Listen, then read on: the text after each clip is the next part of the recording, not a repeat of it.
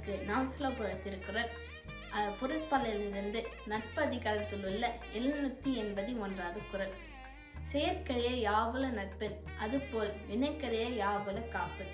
இதோட பொருள் என்னன்னா, ஒரு நல்ல உண்மையான நட்பு கண்பில் ரொம்ப கஷ்டம். ஆனால் கிடைச்சிச்சுன்னா வாழ்க்கையில் இருக்கிற சோதனைகளிலிருந்து அந்த நட்புங்களை காப்பாற்றும். ஒரு எடுத்துக்காட்டாக என்னோட அனுபவத்திலேருந்து சொல்கிறேன்.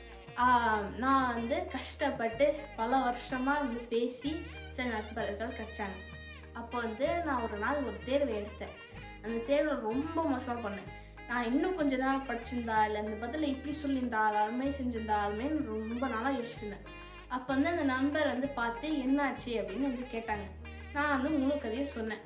அப்போ இதெல்லாம் கவலைப்படாத, இது கவலைப்படுறது தவிர அடுத்த தேர்வுக்கு எப்படி படிக்கலாம் அப்படின்னு பாருன்னு சொன்னாங்க. அப்போ அவங்க அந்த நேரத்தில் அப்படி சொல்கிறது என்னோட மனசுக்கு அந்த பாரம் பயங்கரமாக குறைஞ்சிச்சு. அந்த நட்பு என்னை காப்பாற்றுச்சு.